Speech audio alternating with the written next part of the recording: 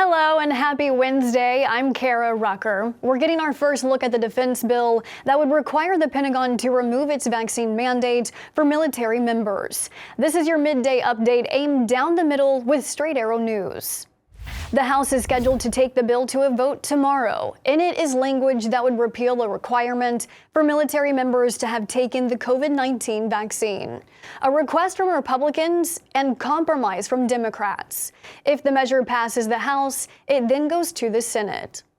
Senate Republicans say they want more, threatening to stall the bill once it gets to the Senate. Right now, as it stands, the defense bill doesn't require the Pentagon to rehire military or provide back pay to those who were fired. The GOP wants a separate vote to reinstall military and pay them for time lost. That's not the only noteworthy item coming from the defense bill. Lawmakers are looking to give another $800 million to Ukraine. That's on top of the $20 billion the U.S. has sent to Ukraine so far. A quick sidebar to this, we told you yesterday about how Americans feel about the aid the U.S. is sending to Ukraine. That story is on our website, straightarrownews.com. One other noteworthy item about the defense bill is rather something left out. Senator Joe Manchin has pushed to insert an energy permit plan that would allow for energy projects to be expedited, including the installation of a natural gas pipeline in his state of West Virginia. And I'm grateful to you for being with us, for the fact that the United States of America really support Ukraine. Ukrainian President Volodymyr Zelenskyy, along with the Spirit of Ukraine, have been named Time's Person of the Year, unveiling the magazine's cover today. The CEO of Time magazine saying this year's choice was the most clear-cut in memory. Time has chosen a Person of the Year every year since 1927. Voters in Oregon passed a measure in the midterms requiring someone who wants to buy a gun to acquire a permit from police first. It was supposed to go into effect this week, but a judge just delayed the law from taking effect. Police now have a 30-day extension to prepare a system for permits. The state of Oregon is already appealing the ruling.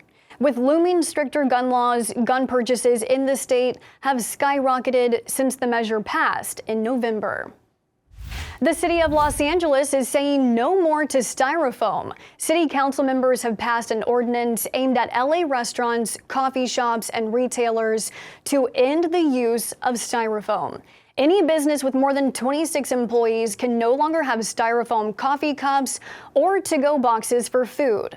The cost of styrofoam is typically cheaper for businesses, but council members argue it's costly to the environment. They have a heart and a soul and a mind. I've learned from them. But Carol Baskin keeps saying, I can't have these tigers. We will end the private possession of these cats. Another win for Carol Baskin. President Biden will sign a bill banning the breeding and selling of big cats. The law will ultimately stop people from owning tigers. The massive documentary on Netflix 2 years ago renewed support to stop people like the Tiger King from owning the exotic animal.